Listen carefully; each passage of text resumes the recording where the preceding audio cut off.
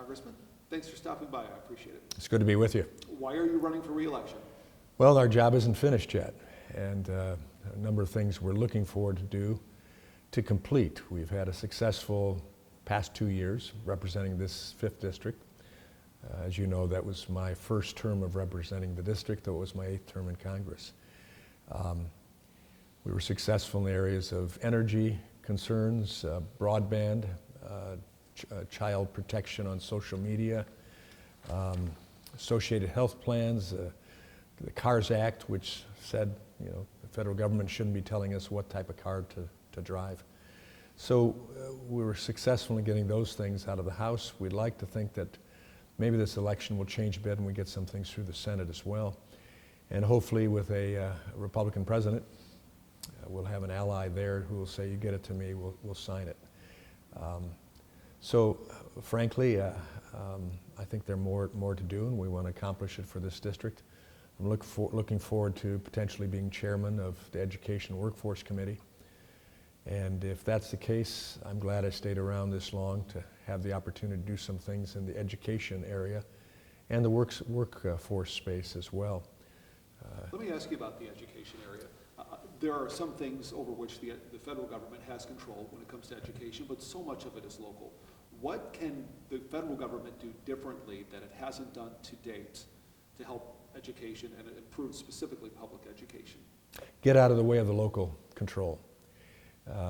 Give much of it back, if not all of the responsibility back to the states and the local communities. They know their kids. The students in an individual district are known by the teachers, the administrators, hopefully some of the board members, but certainly the parents and what's needed. The state is responsible. In Michigan, we have a constitution that states that we are responsible for education. The federal government doesn't. There's nothing in the U.S. Constitution I read that gives us any authority over education. We've taken that, and it's relatively recently, going back to 1979. Before that, the states did just fine, controlling themselves.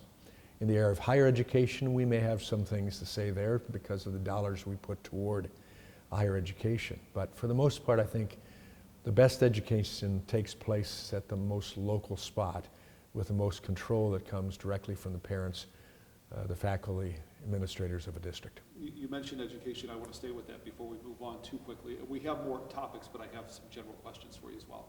But since you mentioned education, of course, there's been a big push in this current administration to talk about the issue of student loan debt. And it is an issue when you have the types of money that students owe these days and the price tag. I'm not going to ask you about the issue of forgiveness of student loans because that's a whole other topic we can spend half an hour on to begin with. But what can the federal government do? Can the federal government do anything about the high cost of an education, even on the public level in state for your college? Yeah, I think what we need to do is foster competition. And that's everything from the loan process, giving that back to the private sector as much as possible. So there is some gatekeeping that's there in a positive way that says, so you want to go into producing fish from minerals. Well, there's probably not a great opportunity there for you to make a living and to pay a loan back. We're going to keep the loan down.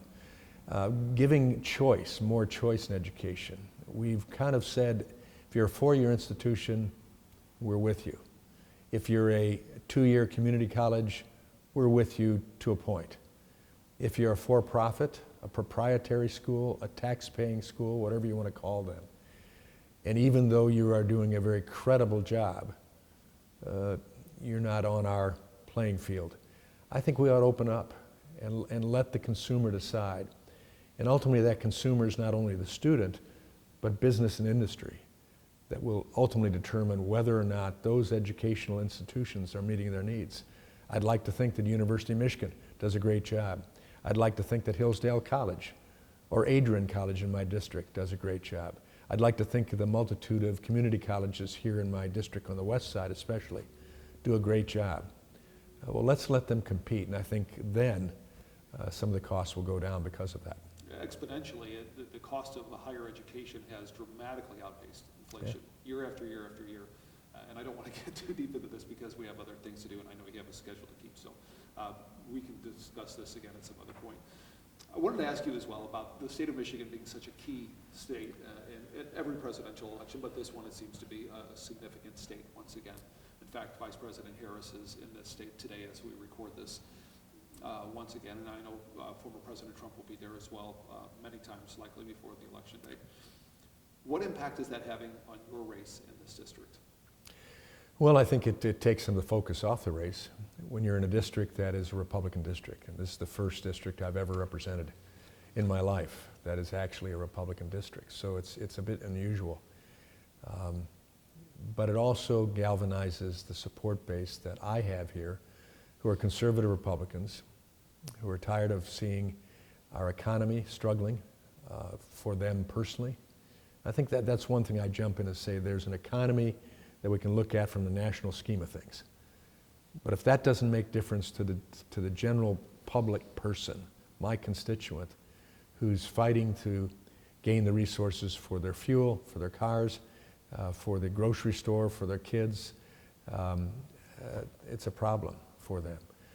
So a district like mine says it's time to change, and we're going to do everything possible to bump up the opportunity for people who understand common sense that the free enterprise system works. It gives choice for a lot of people. It makes people responsible to do their job, and then, oh, by the way, to benefit from it. If they fail, we say get up. We don't knock them down. We may help them up again, and they move forward. So Donald Trump in my district speaks to those itches, and he's scratching them very strongly. Let's talk about the economy. That's one of the, obviously, the main topics in, I would guess, every race across the country, including the national race. And specifically, it's just the price of living, the price of gas, the price of eggs, the price of milk, et cetera. What can the Congress do, and what should the Congress be doing about that, beyond the free market system, which will ultimately ebb and flow? One thing, we've got to cut spending. I mean, literally, truly cut spending. And that's the challenge, because every cut you make has a voter block attached to it. But if we don't do it soon, we're not going to make it. When you see countries like Argentina making massive cuts and all of a sudden the economy begins to turn around, it's because the federal government has gotten out of the way. I think we have to cut back on what we're giving out in checks, in grants, in aid resources. There ought to be a social safety net for those people that are incapable of working for themselves, or at least working to a point that they can meet their needs. I don't think any of us have a problem with that social safety net, but when it's become a safety net that encourages people to expect the government to take care of them, to the point that if I don't like a job, I won't take it, I'll be taken care of. That should never be the case. And so government has to stop spending unnecessarily. We have to reduce expenditures across the board. And for that reason, I think we also have to look at that mandatory spending, which is 80% of our entire budget. I've never voted on a mandatory area of our budget. I voted on discretionary, which is about 20%. But the mandatory area includes very difficult things. When you talk Social Security, Medicare, and those are the third rails. But we're going to have to be brave enough to say we have to keep our promises. On Social Security, for instance, we have to keep the promise to those who are on it or soon to be on it. But I think younger employees, we have to start thinking about options that will be required. They'll have to show that they are taking care of their needs, but give choices as opposed to the one government program, one size fits all. It sounds like you are almost approaching the idea that I believe George W. Bush had, and it may have been H.W. Bush once upon a time, where he talked about giving that option, essentially saying you can pay less in Social Security tax, worker A, as long as you show that you are investing into the market, into an IRA or something like that. Is that what you're talking about? That may be one approach. I think everything has to be on the table. Again, we have to keep the promise. It was a promise made, it's a promise to be kept. We have to make sure that what we do to offer an alternative, if it's like George H.W. Bush's or George W. Bush's or Paul Ryan's, that it doesn't hurt those of us who paid in through no fault of our own or no choice of our own and should receive that. But we have to find a means by which we reduce that escalating cost that was never never intended by Roosevelt when he put into place. Things have changed. And so, well, all I'm saying is that mandatory area of spending, we have to look at that. And that's going to be tough because people say, you're throwing Graham over the cliff. Well, I can say as a Social Security recipient myself because of my age, and a Medicare recipient because of my age, I don't like either of them, but I don't have a choice. Younger employees ought to have choices. How we get that done ought to make us think long and hard. How we keep the promise, but find a better solution before we frustrate the whole thing and melt down. So just to be clear, you are not calling necessarily for a cut in Social Security benefits? No. Former President Trump is also talking about it. Part of his economic plan is to lean heavily into the idea of tariffs, including blanket tariffs on China. Sometimes a couple 100%, he has mentioned at a couple of his rallies. Most economists will say that is not a good idea because it will put the cost directly onto the back of the consumer. Some estimates up to $2,000 per year for the average American family. Is the idea of a blanket tariff on any country a good idea? Number one, I think the ones that oppose that tariff idea are wrong about the impact. What is the impact going to be if we allow China, for instance, to eat our lunch and then control us? How do you put a cost on that? You're saying most of the economists who've looked into this are not correct? I'm saying most of them aren't because they're looking at it on a simple face value issue. They're not looking at the costs that take place if we don't control our economy anymore. If our businesses are not in the United States, but they're in China or Japan or any place else.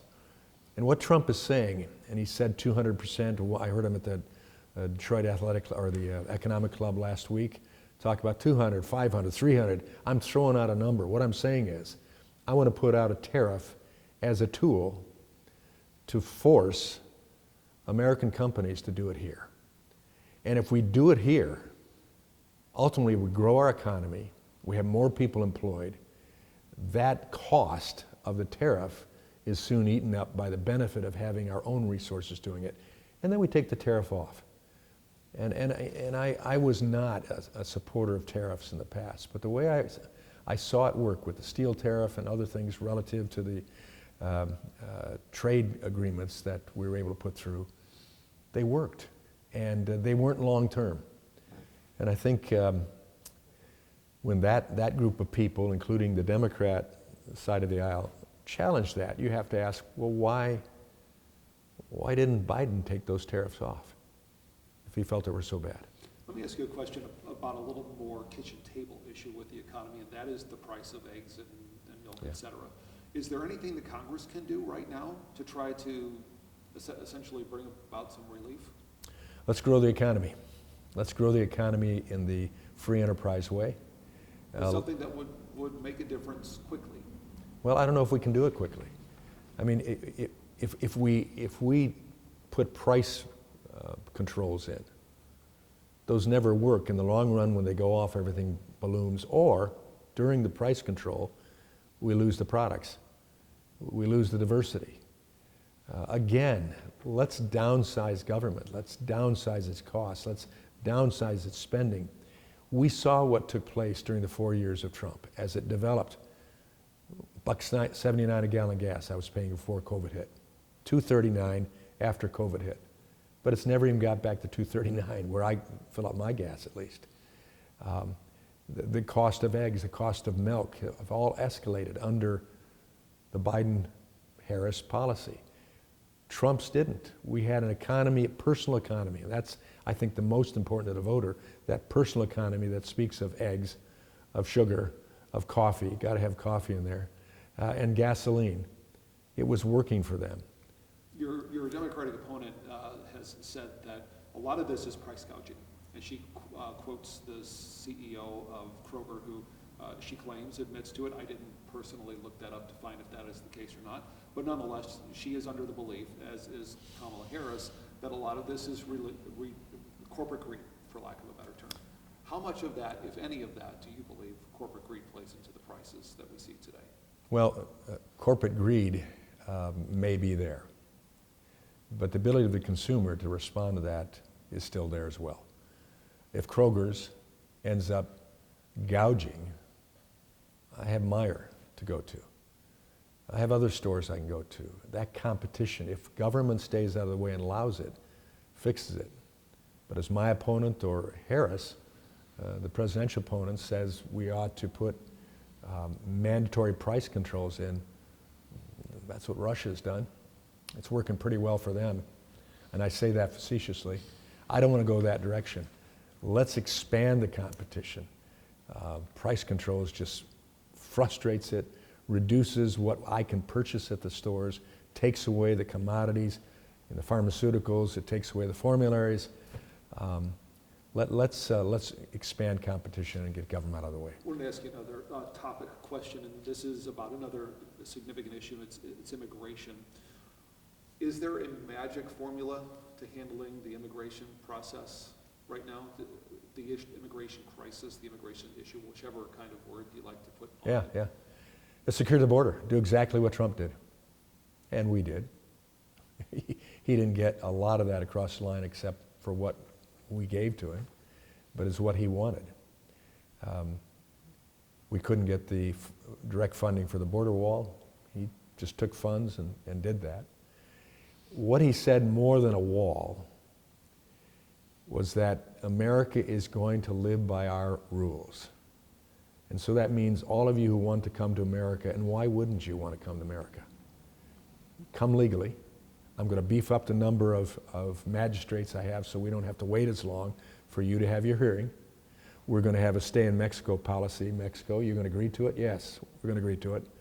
So we'll put you all back in Mexico in nice living conditions.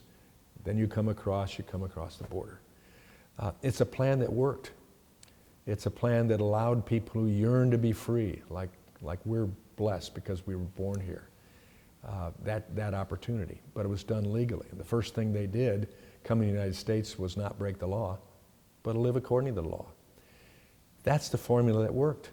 And that's H.R. 2 that the Republicans passed twice. And our House proposal was based upon Trump's plan that worked, that cleaned out the reception centers that I saw filled up early in Trump's tenure, and I saw almost emptied out totally when I went the last time to the border. Let me ask you about the former president's plan, if he is reelected, to talk about the possibility of, as he says, round them up and ship them back. In other words, mass deportation of anybody who's crossed illegally. How does that work? Specifically, how would that work? Who decides who leaves, at what rate? Who's going to round them up? Is there going to be a mass rounding up of this? How will that work? I don't know. I think that remains to be seen. Do you agree with the idea of a mass deportation like that? I think it has to be done in a way that demonstrates this is now real life in the United States. If you are here illegally, and we know you are here illegally, and we can find you, then your next trip is out of the country. Does that also include some of the people who have, other than crossing into the United States illegally, which of course is a crime, I'm not suggesting it's not a crime, but since they have been here and maybe have been here for a generation, for decades, does that include those people that they need to be looking over their shoulders once again and say, I've essentially set up a life here, I've held a job, I have paid all my sales taxes and all the other taxes I'm supposed to pay, but I might be quote unquote in the shadows. Do those people need to also worry about that? I think they need to start considering what this means to them. I was glad to hear Trump talking about DACA, for instance, in having a little bit more moderate stance, saying, you know, there are some people that have been here a long time. They want to be Americans. They've been good citizens. They've done the jobs that we wanted them to do or that they were given to do. We can think through a process by which we give them a chance to stay. Maybe a parole situation, maybe a pathway to citizenship later on.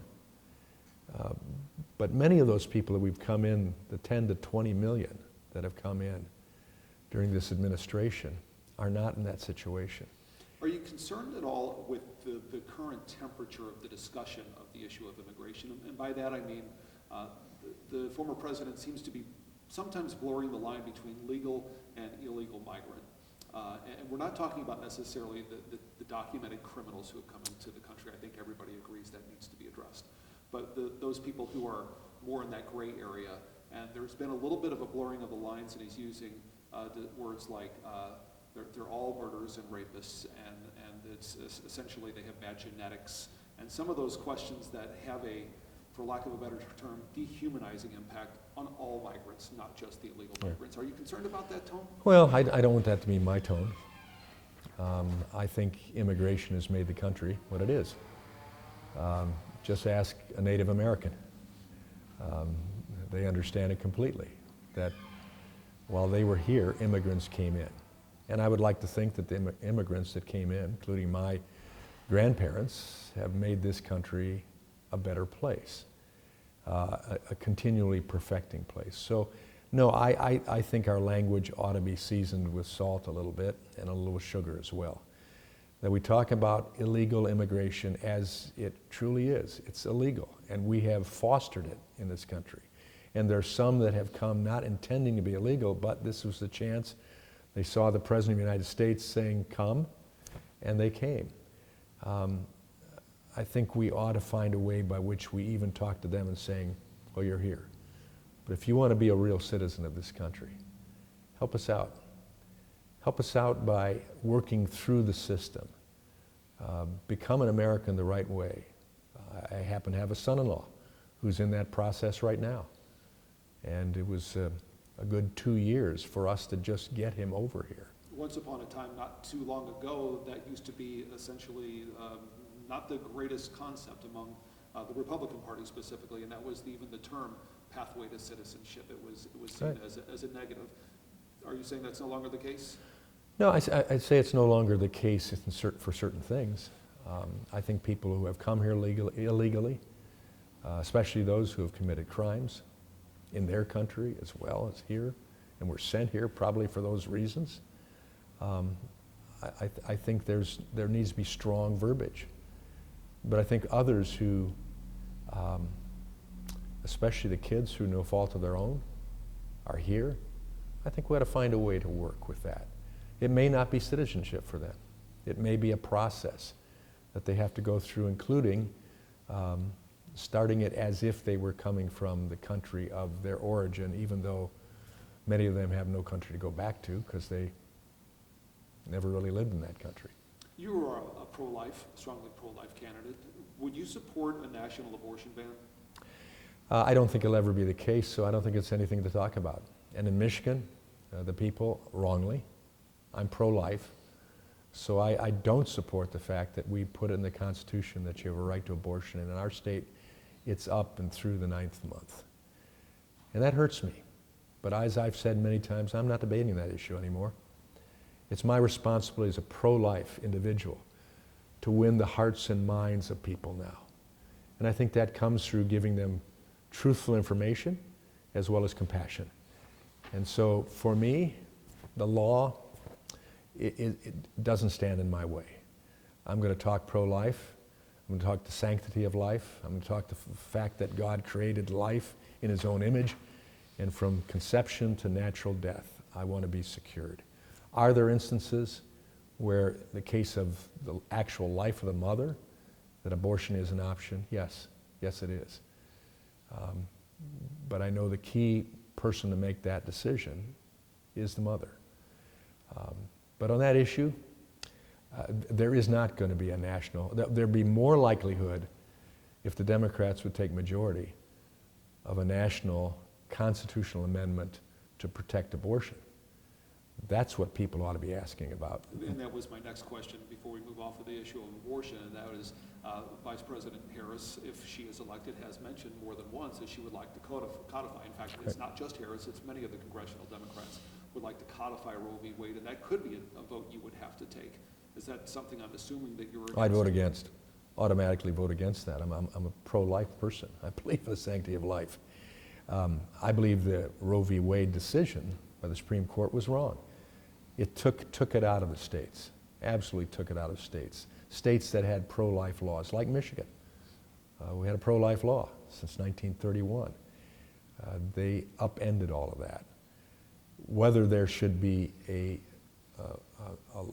law at the federal level on that issue, I guess comes down to the fact of what the Bill of Rights say, what the Constitution says about individual liberties and freedoms, and who is protected, who's considered a human.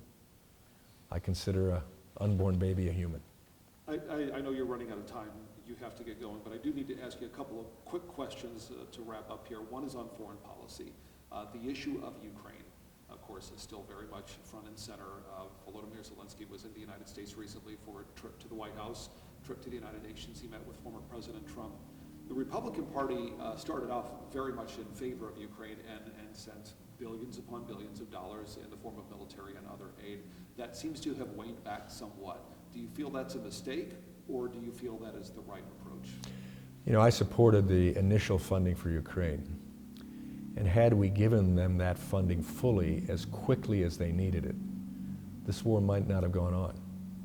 But we didn't. We held it back. I remember when I traveled to Ukraine during the inception, the first part of the war, and traveled from Lviv to Kyiv to the Bocha region, and then to Odessa.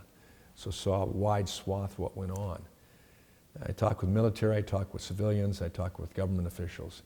And the key thing they said is, we don't want you to fight our war, but we can't fight it without resources coming from our European, surrounding countries, as well as the United States. What we need you to do is, when you make the decision of what you're going to give to us, give it quickly.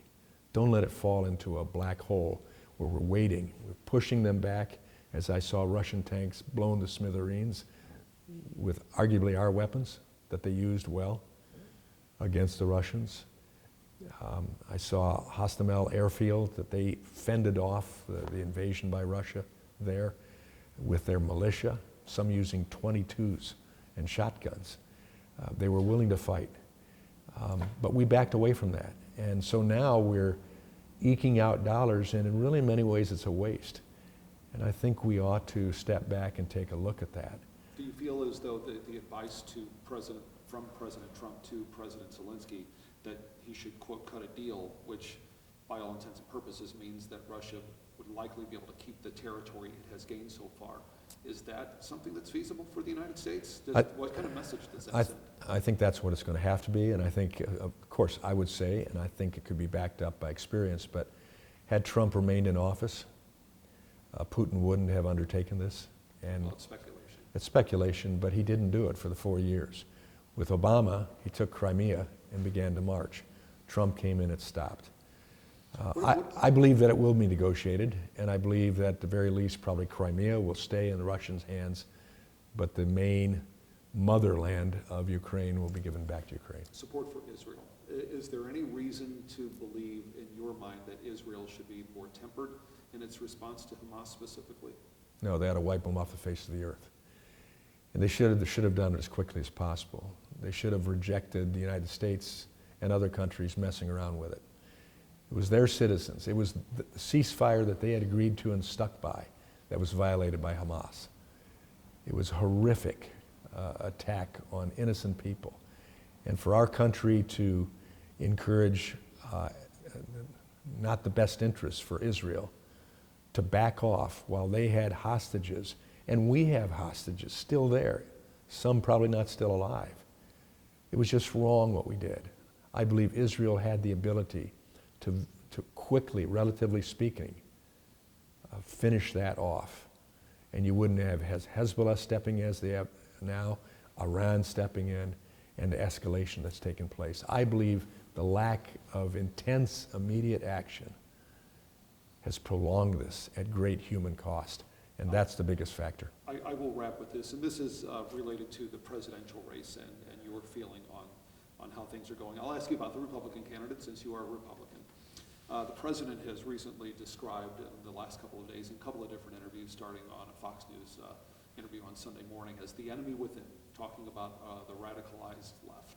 And he said the enemy within is likely more of a threat than China is, or Russia is, or Iran is. Is any American citizen more of a threat than China? Yes, yes, in numbers. And that's a concern what we see going on at university campuses. Not simply the anti-Semitism, which was horrible, it should never be on our campuses, but the anti-American sentiment. And this wasn't the Vietnam War demonstrations that I saw on the campus when I was a university student and walking over bodies laying in front of some of my academic buildings I had to get into. They were demonstrating against the United States and the way they were putting our men and women into combat situations. These demonstrations were demonstrating the United States and wanting outside forces to defeat us. That's an enemy from within. I'll never forget sitting there as a young boy in the living room of my family home on the south side of Chicago, watching Nikita Khrushchev bang his shoe on the table, saying, "We will take over America and we'll take you from the inside." China believes the same thing is happening. That's why they've developed so much on our own land, purchasing our land, buying into our institutions.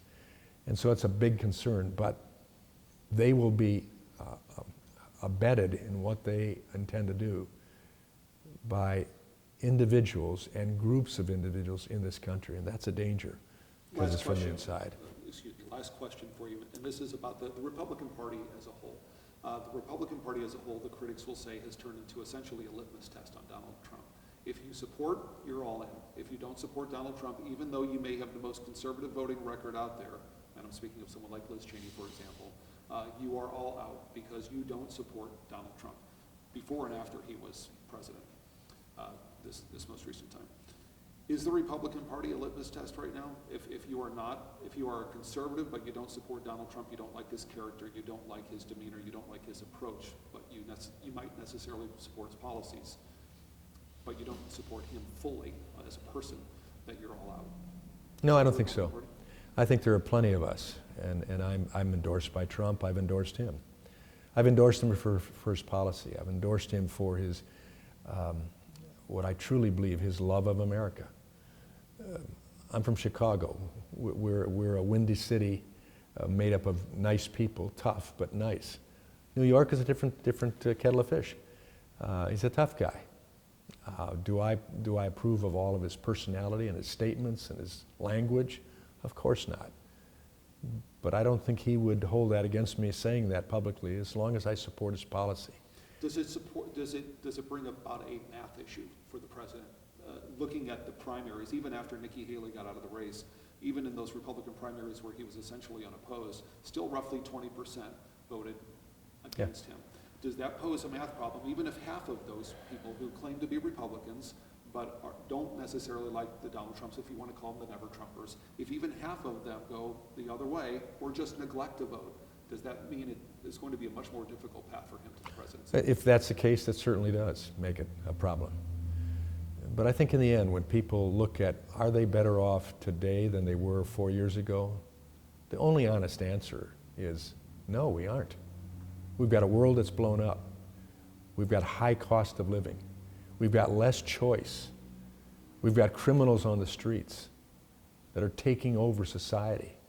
We have store counters locked up so we can't even put our hand on the product we want to buy. No, we aren't better. And I think in the end, many of those people will say, while I don't like the personality, I tell you what, I was better off 4 years ago, and that's what I want. So we'll see what happens in the long run. Those people like Liz Cheney that have walked away, they walked away for personal reasons. I don't agree with them. I think they're giving away America. And remember, So you Kamala Harris did not get a nominating vote. Not one. Trump got all the votes he needed to be the president nominee for this next election. You do not buy the January 6th threat to democracy argument for people like Liz Cheney and Adam Kinzinger, et cetera. No, I don't. I don't. That's all personal. I know both of them very well. And Kinzinger, I expected that. Cheney, I didn't. When she told me it wasn't because of the way Trump treated her father, then I said, Liz, then you're wrong. You're just absolutely wrong. If it was for your father, that's one thing. It's personal. But no, I don't think that's the case for a lot of people, and I think that's why this race is so close right now. But in fact, I think in the end, Trump's going to win because people say, I was better off. And the world respected the United States of America. And just 3.5 months ago, 4 months ago, we thought there had to be a way to get Harris off the ticket because she was nothing but a liability and wasn't prepared for prime time. Nothing has changed there. And I think America will wake up. Congressman, thank you. Thank you. Thanks for watching. Like and subscribe to the WSBT 22 YouTube channel.